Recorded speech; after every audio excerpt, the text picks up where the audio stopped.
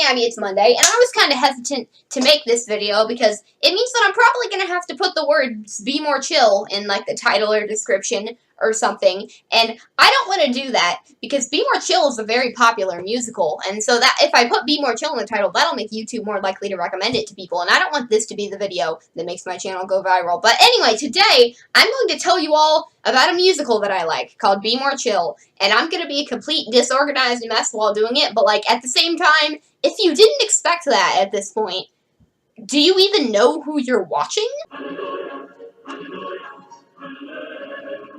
Side note, this video is going to contain some swearing and some discussion of PG-13 topics, mainly because the musical itself does, so if you're not ready for that, leave now. There's also going to be a lot of me spontaneously bursting into songs from this musical, because I don't have the sufficient technology to capture good audio, so if I want you to hear a quote from the musical, I'm going to have to sing it myself, so, be prepared for that.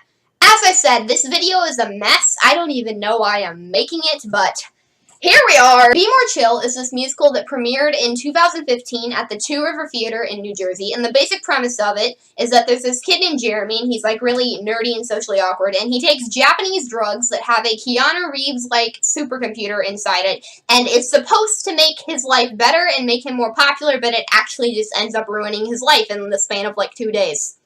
It's a fun musical. The script and music for it were written by these nice people, whose names I'm not going to attempt to try and pronounce because I don't want to mispronounce them, and it was based off of a book that was written in 2004 by Ned Vizzini. The musical was virtually unheard of for its first 2 years of existence. Like, it ran for like a month in New Jersey, and then they made a cast recording and were able to get it out on Spotify, and then no one ever heard of or noticed the musical ever again. But then in 2017, there was this one musical that got, like, really, really popular on Tumblr, although you've probably never heard of it. It's just this little indie production called Hamilton. And all of a sudden, Tumblr was, like, really, really thirsty for some musical theater. And through this first, Be More Chill was discovered, and its popularity exploded. Quite literally. Right now, they are revamping the musical and running it off-Broadway in New York City, and pretty much everyone loves it. Including me, because I'm basic. In case you needed more evidence that I was basic, Exhibit B, the Sherlock DVD that I ever so casually just stuck into the background of my shot. Okay, so, like, I know from that very brief plot synopsis that I gave at the beginning, this probably sounds like one of the most cheesy, unrealistic, terrible stories that you've ever heard in your life. But, like, here's the thing. I hate those types of cheesy, unrealistic, terrible stories more than literally anyone else you will ever meet, and I freaking love this musical. So, like, no matter how stupid any of the words coming out of my mouth sound, just stick with it for the moment, okay? Because trust me, it gets so much better and more deep, so, like, just stick with me. The first thing I have to talk about in regards to this musical is that it has the weirdest opening line to a musical that you will ever hear in your entire life. And you know what? I'm not even gonna say it. I'm just gonna put it on screen now. Yeah. So this gem of absolute brilliance comes to us from our protagonist, Jeremy here.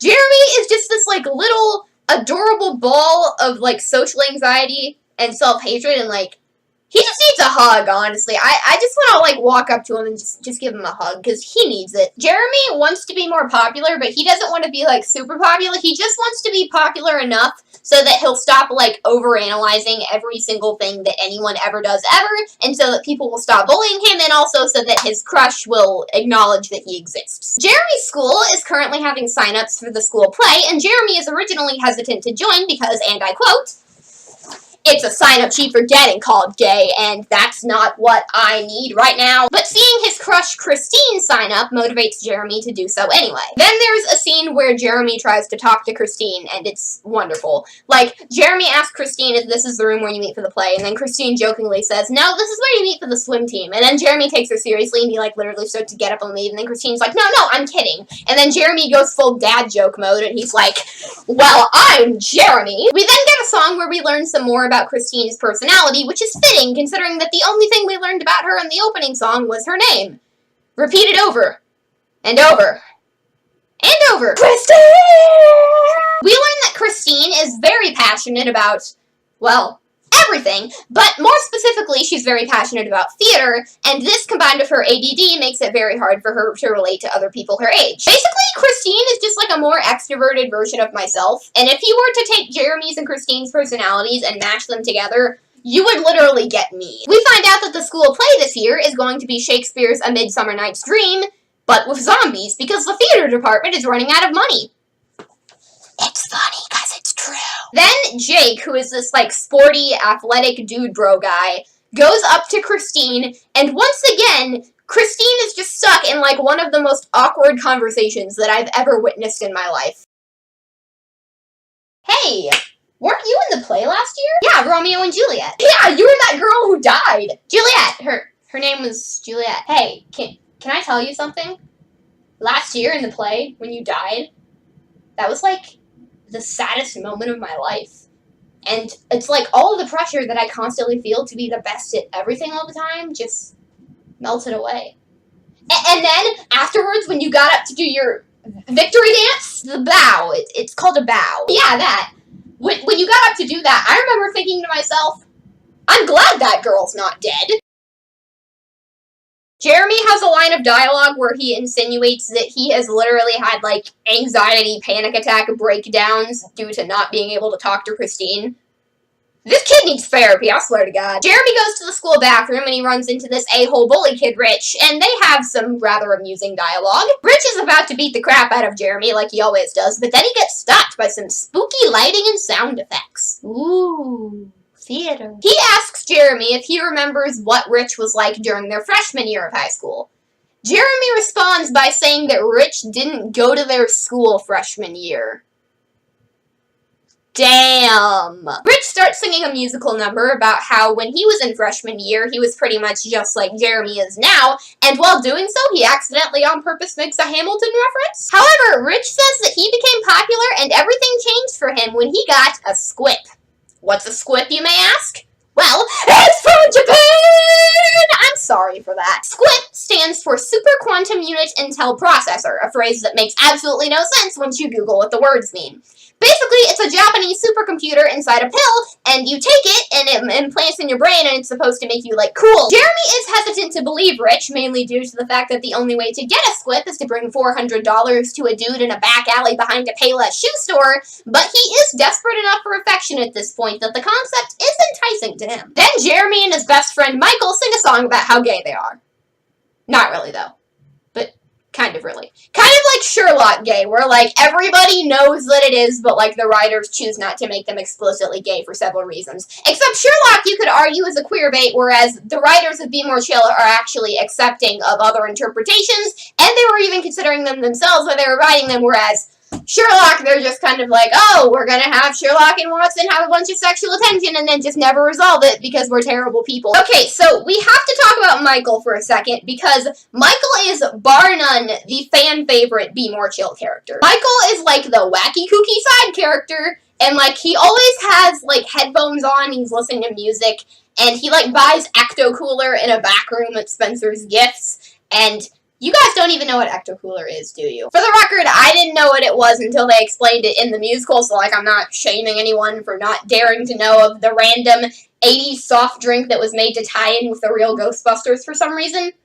Of course that's something that Michael would be into. Oh yeah, and Michael's also a stoner, so, do with that what you will. While Jeremy is constantly yearning to be more chill, Michael has accepted that he's never going to be popular. It's not that he doesn't care about being popular, it's just that he's stopped trying, and he's perfectly content to just play video games with Jeremy. Alone. With Jeremy. In Jeremy's bedroom. That contains a bed. There's this bit in the musical's opening song that I somehow forgot to mention, where Rich writes boif on Jeremy's backpack, and Jeremy doesn't know what it means, so he's just like walking around with this phrase on his backpack that he doesn't know what it means. But then eventually at lunchtime he meets up with Michael, and Michael has Wrens written on his backpack. Boif. Wrens. Boyfriends. So obviously that's their ship name. In the new 2018 run of the show, they add this line to the boyfriend scene where Michael says that his mothers would be proud, and Michael having two moms was a very popular headcanon in the Be More Chill fandom for a very long time, which means that the writers listened to people's headcanons and wrote them into the show just for the heck of it and accepted them as canon. So that's awesome. I mean, it's more than the writers of Sherlock can do. I was not planning on bringing up Sherlock so much in this video. It's just seeing it in the background there and thinking about how Be More Chill has such great queer representation just makes me angry when I look at that. Okay, so I should clarify that Jeremy and Michael aren't, like, confirmed in a relationship in the show. But the thing is, the show's writers have confirmed that no one in the musical is straight. So you are pretty much allowed to ship anyone with anyone else, and they do not care in the slightest. God, I love these people. Once again, more than the writers of Sherlock can do. There is a lot, and I mean a lot, of subtext going on with Jeremy and Michael's relationship that can lead to queer interpretations of this story. We are not going to be getting into that in this video, considering that while it is kind of going on in the first act, it doesn't really pick up until the second act of the show. And there are 19 total songs in the musical, and we are still on the gosh darn 4th one, so yeah, we ain't getting to that in this video. The main point that I'm trying to get at here is Jeremy and Michael are each other's favorite person, and they rely on each other to survive high school, and they have a very strong emotional bond, and they're freaking cute. Okay, do we all understand that? Okay, we're good? Okay. There's a part in this song where Jeremy's dad comes in, and his whole character is that he never wears pants. There's even an entire song about it later. I'm not kidding you. We find out that Jeremy's parents are divorced and that Jeremy's mom has pretty much stopped making any contact with her son at all, while his dad slowly falls into a deep depression and is never going to get out of it or do anything useful with his life ever. And I mean, like, mood? Jeremy tells Michael that he doesn't want that, as in his dad, to be his future, and that's why he needs to take the squip, or else he's never going to be cool ever. Michael begins to ask Jeremy if he's going to become too cool for him, but then he stops the sentence halfway, and he instead asks Jeremy if he's going to become too cool for video games, and Jeremy responds by telling Michael, "You know that you are my favorite person," and I literally freaking screamed. Also, in the song, they're playing this video game where they, like, fight zombies and stuff, and that's gonna become relevant in, like, the ending climax, so keep that in mind. Jeremy decides to go take the squip pill because he's smart, and the shady drug dealer guy behind the payless tells him that he needs to take it with Mountain Dew or else it won't work. Jeremy takes the pill and the dew, and nothing happens. Well, that was a letdown of a musical. The end. It's not the end. Michael runs off to go get some Crystal Pepsi, and Jake and Christine show up on a sorta, kinda, maybe date. Jeremy doesn't take the hint and tries to tell Christine about his crush on her right then and there, but then the squip activates, which causes Jeremy to experience a lot of pain and start spazzing all around. When the squip finally enters, he appears as a man with the voice and appearance of Keanu Reeves, although apparently he does have some other settings available. Do you guys even know who Keanu Reeves is? Disclaimer, neither do I. The squip immediately sets his plan to make Jeremy more chill into action. This plan includes constantly emotionally abusing and manipulating Jeremy, a very fragile small boy, telling Jeremy that everything about him makes him want to die, separating Jeremy from his favorite person, and having Jeremy lie to girls about what other girls he's dated with in order to get on their good side. The squip is not a nice person. While they're at the mall, the squip has Jeremy buy an M&M shirt. That's gonna come back later. I promise you. Anyway, Jeremy runs into two popular hot girls from school, Chloe and Brooke. Chloe is the queen bee character who's really manipulative and jealous of everyone, and she's secretly really unstable. And Brooke is the really insecure friend who's not that smart and just kind of tags along after Chloe and follows her in whatever she's doing. After lying to Brooke and Chloe about dating this other girl, the squip tells Jeremy that Brooke is going to offer him transport home and that he needs to accept it.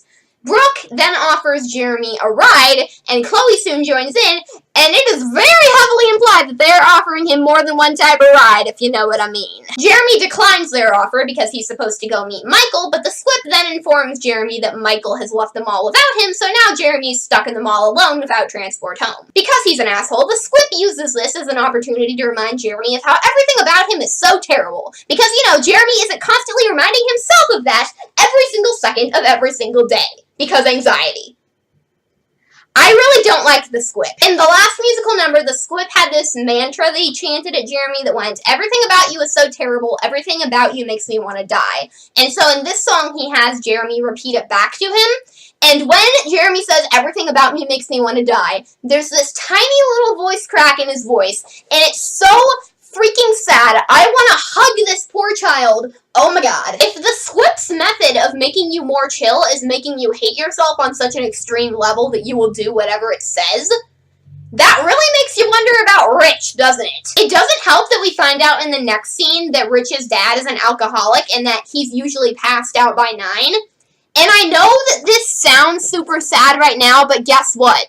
You literally don't even know the half of it. It gets so much worse. Also, little thing I forgot to mention before, in the song that Rich sings where he's talking about how awesome the Squip is, when he looks back on his freshman year self, he literally comments that he was so suicidal.